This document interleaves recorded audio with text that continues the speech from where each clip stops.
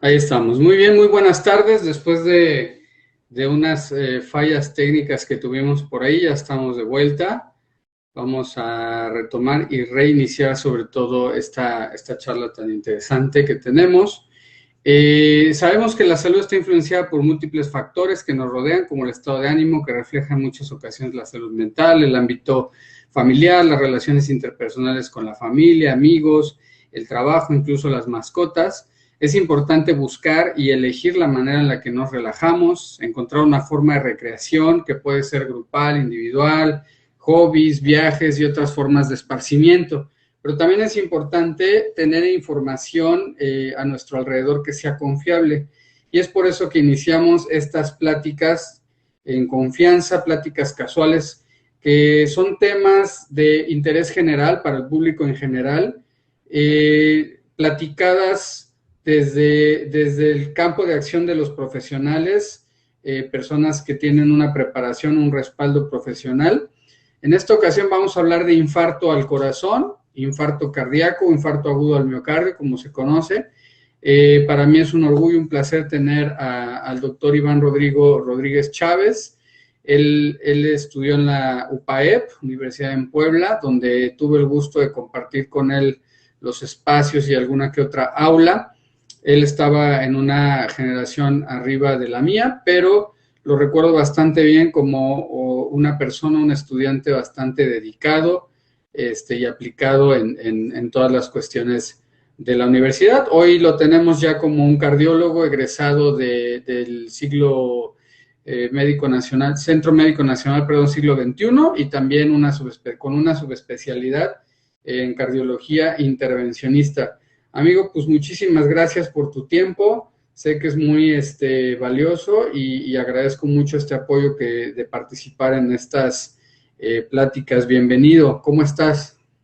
John, buenas tardes. No, al contrario, muchas gracias a ti por tus palabras, por el espacio, por la invitación, por pensar en mí. Y bueno, creo que la forma en cómo nos percibimos fue mutua.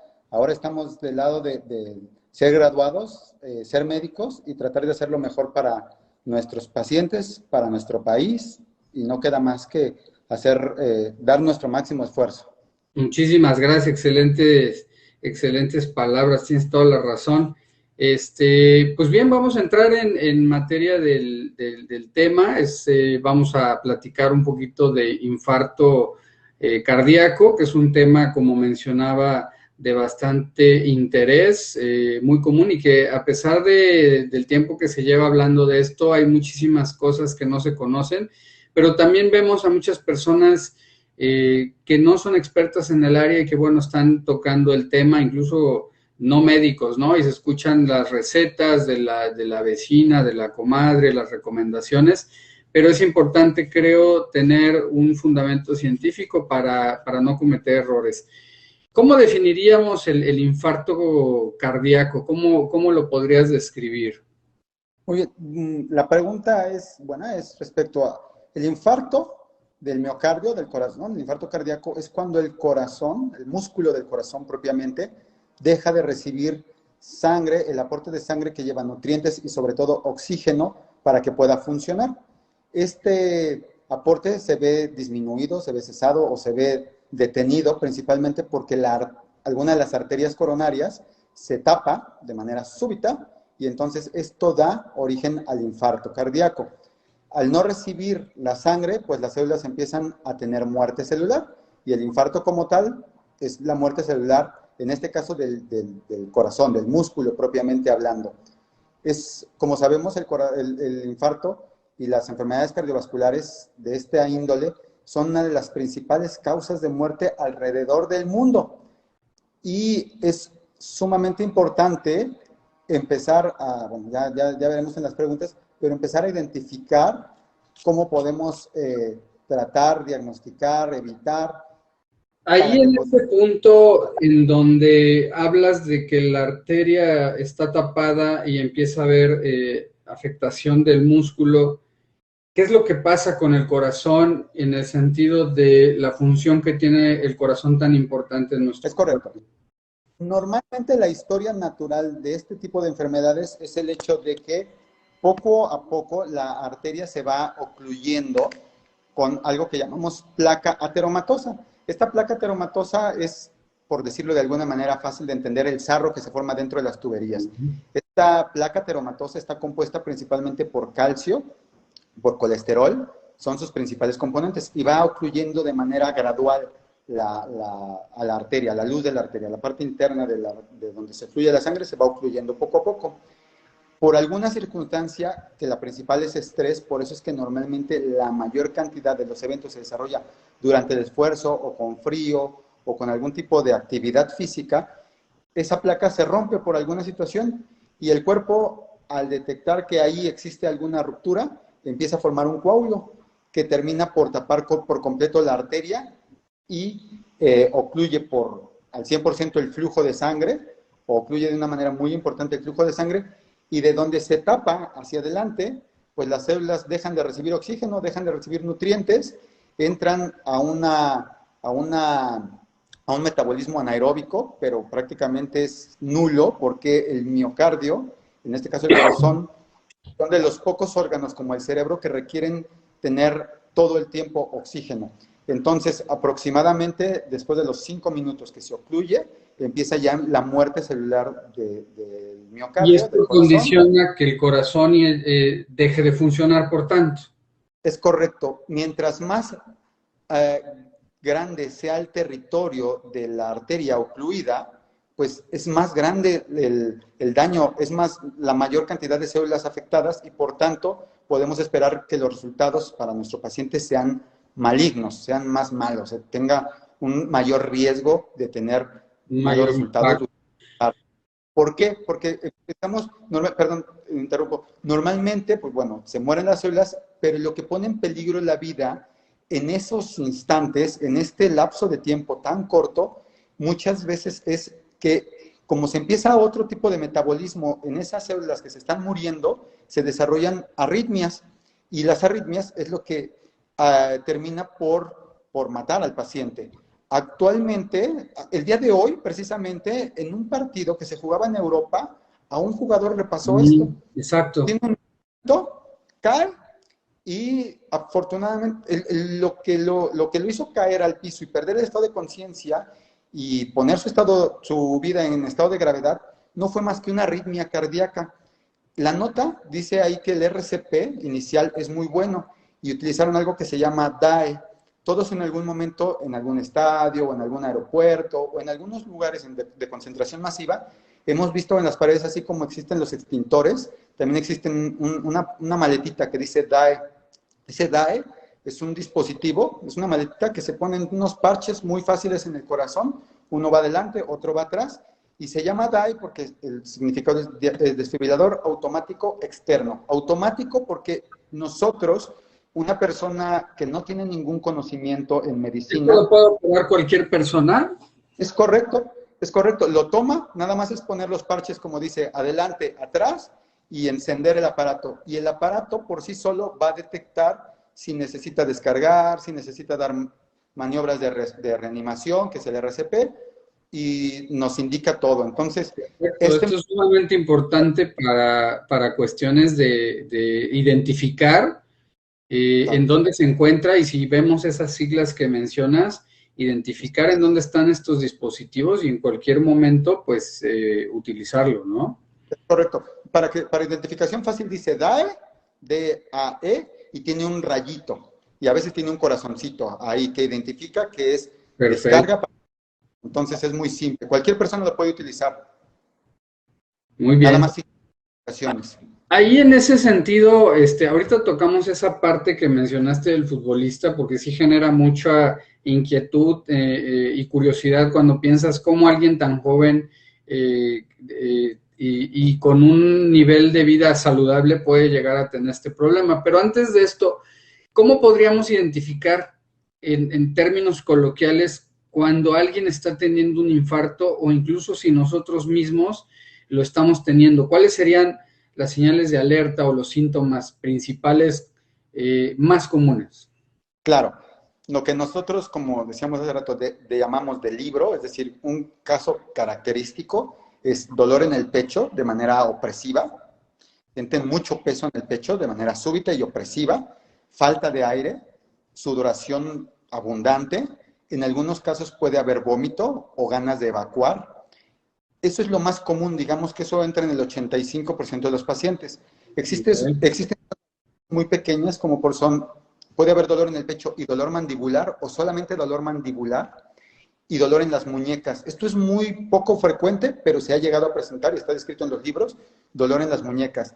En quien hay que hacer un apartado es en las personas diabéticas, que nosotros como país, nosotros tenemos una población nada despreciable de diabéticos. ¿Y por qué los diabéticos? Porque hemos escuchado en la televisión, por ejemplo, que existen calcetines especiales para diabéticos, calzado especial para diabético.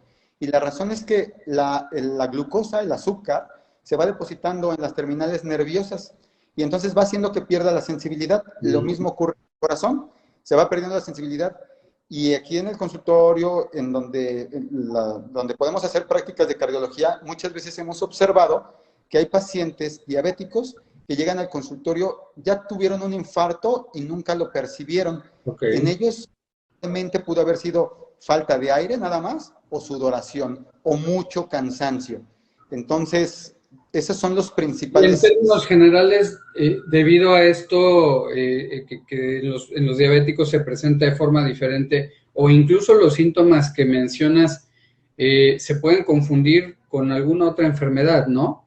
Sí, es muy buena pregunta, porque suele ocurrir. La típica enfermedad con la que podemos confundirlo es una dispepsia, es decir, enfermedades del tracto gastrointestinal, como por ejemplo es la gastritis, como por ejemplo es una esofagitis, en donde también genera dolor referido en el pecho, y ocurre que las personas... ¿Lo podrías decir? Sí, o la famosa acidez, por decirlo, llamarlo así, como la mayor parte de las personas lo hacemos. Entonces recurrimos a remedios pensando que con eso se nos va a quitar el malestar torácico que estamos teniendo y lo estamos confundiendo con un infarto agudo del miocardio. En países de primer mundo desarrollados existen algo que se llama, son salas de dolor torácico, en donde lo que hacen es abordar directamente al paciente con dolor torácico para poder diferenciar. Otro de los síntomas muy frecuentes, sobre todo en personas jóvenes, es la costocondritis. La costocondritis es cuando se inflaman el hueso, el esternón, que es lo que nos protege aquí en la parte de adelante del corazón. La unión de las costillas está formada por cartílago. Este cartílago pues, hace el efecto de muelleo para que podamos respirar. Cuando se inflaman esas pequeñas estructuras o los nervios que van abajo de cada costilla, puede generar un dolor muy intenso y también simular un infarto. Muy bien. Lo que hacer es siempre pensar en que puede ser algo malo y preferible ir a hacer un abordaje, diagnosticar y tener el alivio de que no fue nada importante, a pensar al revés, que puede ser algo leve. Que no está de más que exageremos de vez en cuando si tenemos uno de estos problemas. En este caso,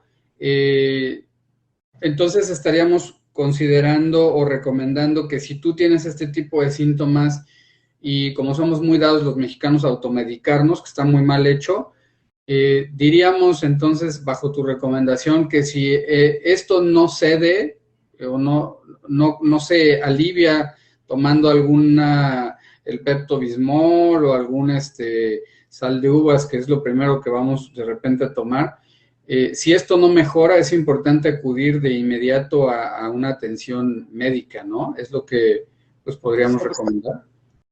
Aquí podemos ya ahondar un poquito en qué persona podríamos ya pensar que tiene factores de riesgo. Factores de riesgo son condiciones que están generando que las arterias estén generando. Diabetes, hipertensión, obesidad, tabaquismo, antecedentes en la familia de que ya papá, mamá, abuelos, hermanos, tíos tuvieron alteraciones de la circulación cardíaca, cardiopatía isquémica, es decir, infartos en la familia, pues yo creo que ahí valdría la pena dejar ese primer paso e ir directamente a una atención médica instantánea para que podamos acortar el tiempo del diagnóstico. Porque como mencionamos hace rato, prácticamente las células desde que dejan de recibir sangre, a los 5 minutos empiezan a morir.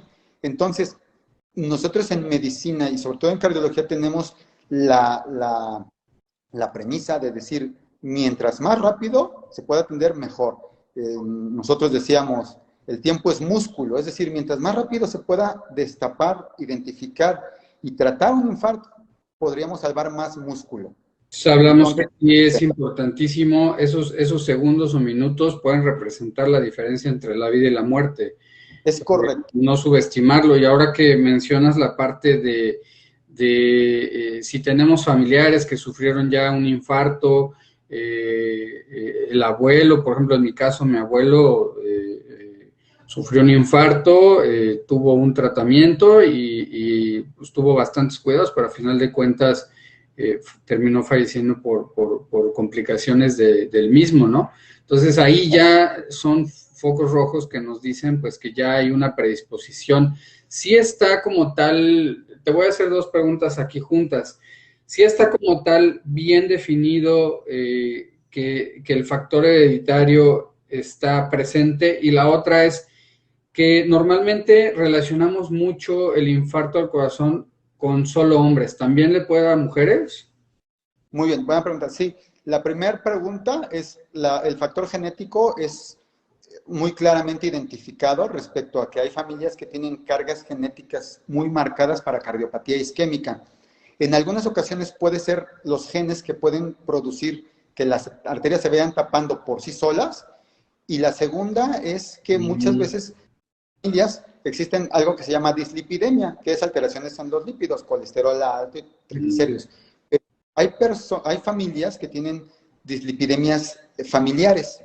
Las dislipidemias familiares se han identificado que hay en grupos muy selectos personas, niños de 10 años con infarto del miocardio, debido a que, por ejemplo, a los 10 años están manejando colesteroles arriba de 1000. Y entonces yo creo que sí, el factor genético es muy importante. Segunda pregunta que me decías, aquí normalmente se divide en dos situaciones. La primera es, mientras una mujer se encuentra en su edad fértil y se encuentra menstruando, los estrógenos que producen la menstruación les produce una protección a ellas para evitar que se generen enfermedades de coagulación en general. Posteriormente a la menopausia, prácticamente los índices de infartos se igualan, es decir, normalmente un hombre entra en factor de riesgo a partir de los 40 años y una mujer entra en factor de riesgo de los 45 a los 50 años. A partir de esa edad, prácticamente los dos géneros se encuentran en igualdad de situaciones para poder desarrollar cardiopatía isquémica. Otra cosa que quiero importante decir es el hecho de que las arterias tapadas, la ateromatosis, eso muchas veces empieza desde temprana edad. Cuando los jóvenes que murieron en Vietnam llegaron a Estados Unidos, normalmente les hacían autopsias para empezar a conocer algunos otros factores, no solamente los de la guerra. Y encontraron que personas de 18, 17, 16 años, que eran los principales activos en la guerra, ya empezaban a desarrollar enfermedad ateromatosa a edad tan temprana. Quiere decir que se empezaban a tapar las arterias, pero no había infarto aún. Por lo tanto, se empiezan a tapar las arterias, pero si agregamos más factores conforme va pasando la edad, el riesgo aumenta. Y por eso es que la edad se considera como uno de los factores de riesgo muy importante también. Ok, esto es bastante interesante porque uno no pensaría de esta manera. Estas son preguntas que nos han hecho llegar a través de nuestro correo, de nuestro inbox, pero esa parte de las mujeres, pues siempre estamos como pensando en los hombres y que no es una enfermedad de mujeres, tal vez precisamente por lo que comentabas al inicio de la cierta protección en los casos más jóvenes. En este caso ya habías tocado un poquito el tema de cómo podemos actuar si estamos ante alguien que está sufriendo un infarto, o cómo actuar incluso si creemos que nosotros estamos teniendo uno y estamos solos. ¿Qué hacer? Ya mencionabas lo del equipo DAE. ¿Qué otras recomendaciones tendrías tú para cualquier persona que esté con un familiar, su papá, el hijo, la esposa o cualquier persona que crea que esté sufriendo este problema, o incluso uno mismo, ¿no? Porque hemos escuchado por ahí casos donde las personas mueren solas, ¿no? Por un infarto. Aquí me haces una muy buena pregunta respecto a que afortunadamente actualmente la tecnología nos ha ayudado en todo. En Centro Médico, que es donde yo estoy egresado, actualmente se está llevando un protocolo que se llama Código Infarto, pero este Código Infarto se está haciendo extensivo a todo el En país. todo el país. Es- el Código Infarto, ustedes pueden entrar si tenemos un teléfono inteligente en donde descargamos las aplicaciones, existe para Android, para Apple. Entonces, podemos descargar así como tal, Código Infarto. Es una aplicación, ustedes la descargan y le dan clic y ahí dice, el primer paso es descargarlo. Cuando abren la aplicación, inmediatamente después sale en una ventana roja muy grande en donde dice, usted quiere reportar un infarto, quiere reportar un evento, usted presiona ese botón inmediatamente e identifica el hospital más cercano, punto número 1. Y en el siguiente punto es, si ustedes tienen enlazado el código infarto, cuando lo descargan, les pide que desbloqueen para que el siguiente punto sea volver a apretar e inmediatamente el teléfono marca números de emergencia, como el 066 o como las ambulancias que tenga más cercanas disponible para dar la alerta. Ahora, si no contamos, eso es una maravilla porque ya se informa también al hospital que se acaba de activar un código infarto. Los hospitales tienen que estar registrados, obviamente, en la aplicación para que puedan decir, bueno, estamos esperando a un paciente que viene de código infarto, aproximadamente 40 minutos de llegada y poder estar la sala lista. Si no se cuenta con esto, yo, como familiar, si estamos en presencia de una persona que tiene dolor torácico o nosotros mismos tenemos dolor torácico, lo primero que hay que hacer es inmediatamente llamar a un servicio de emergencias. En este caso, volvemos a lo mismo, el 066 o la ambulancia más cercana para que seamos atendidos.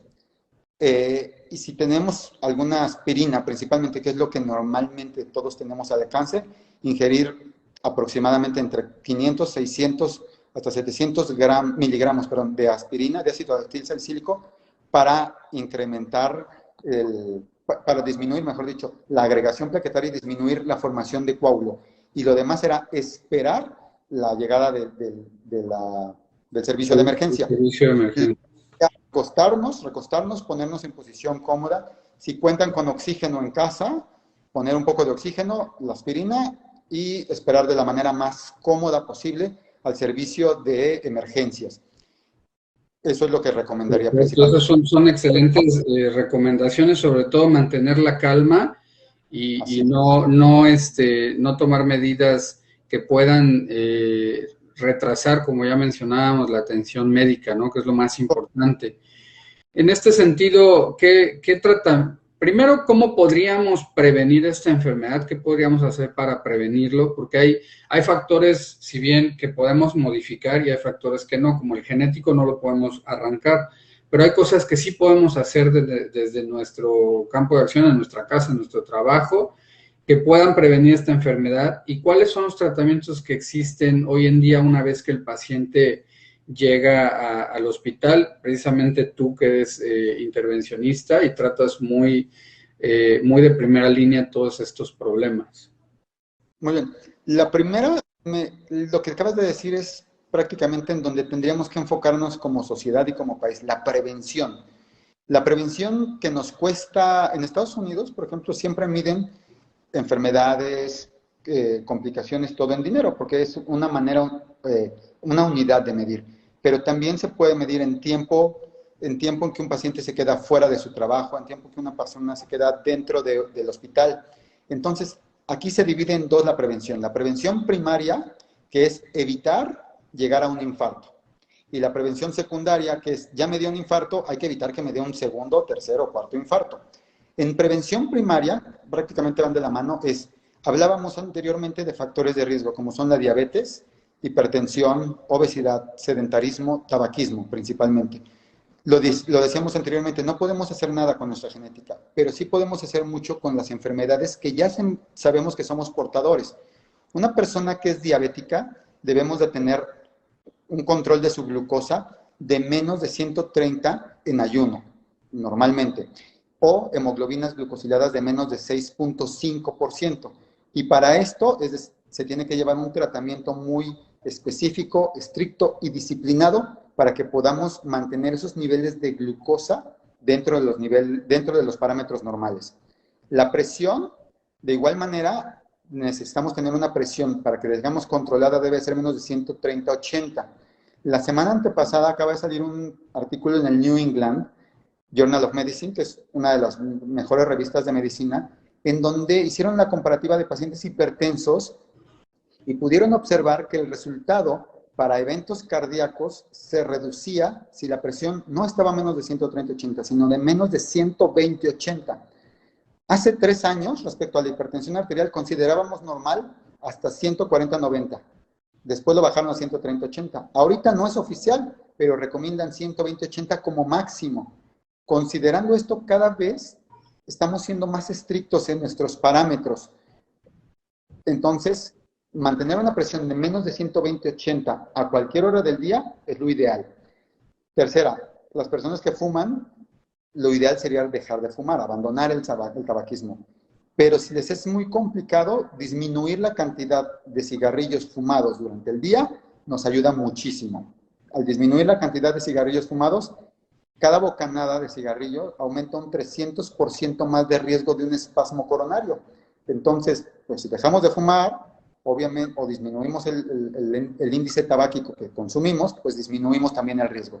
La obesidad, somos el segundo país con más obesos en el mundo y el primer país con más obesidad infantil. Infantil, preocupante. Primero infantil, segundo adultos. Muy preocupante, es correcto, muy preocupante. Decíamos, actividad física y obesidad van de la mano. Entonces, desgraciadamente tenemos una cultura muy mala para comer, para ingerir, para seleccionar nuestros alimentos que vamos a llevar a la casa, a la mesa. El ejemplo que le vamos a dar a nuestros hijos, si nosotros tenemos un refresco en el refrigerador, pues ellos van a pensar que está bien, o simplemente van a abrir el refrigerador y van a tener acceso a bebidas endulzadas con una alta cantidad de glucosa fácil. Que es adictiva en los niños. Eso ya con mis hijos es estar cuidando. Pues creo que la mejor manera es no tenerla en la casa porque es súper difícil. El azúcar genera la misma adicción en el cerebro que la cocaína. Entonces, claro, veremos qué tan difícil es dejar el azúcar. Entonces, yo creo que por ahí tenemos que empezar a trabajar, por disminuir la cantidad de dulce que ingerimos. Definitivamente empezar a cambiar, pues parece muy trillado, pero pues sí, cuidar nuestra alimentación, mantenernos activos, hacer ejercicio, que creo que también es un tema cultural que nos cuesta muchísimo trabajo. Pues, yo, por ejemplo, me encanta la garnacha, si no tiene grasita no sabe igual, ¿no? Entonces, este tema, pues sí tenemos como que cuidarlo, reforzarlo, enfocarnos mucho en qué estamos comiendo y qué estamos haciendo en cuanto a la actividad física, ¿no? La verdad es que excelentes recomendaciones, excelentes aportaciones de tu parte. No quisiera despedirme antes sin... Por último, nada más quiero hacer un respecto al tratamiento que me comentabas. El tratamiento. Tenemos actualmente, pues, la primera línea de tratamiento que tenemos en cualquier hospital ya del país, de poblaciones arriba de 100,000 personas, de 10,000 personas ya, son algo que se llaman trombolíticos. El paciente llega y podemos administrar un medicamento que se llama trombolítico para poder disolver el coágulo que se formó y tapó la arteria. Pero recordemos que la placa, el calcio, la grasa, sigue estando ahí. Tarde que temprano, en el área de la medicina, de la cardiología, estamos inclinándonos hacia destapar las arterias, hacer cateterismos. Para eso también está lo del código infarto. Esta medida es un poquito costosa aún y a veces, en algún momento cuando yo estaba en la especialidad, en la subespecialidad, hicimos una analogía y dijimos que en México, desde Baja California hasta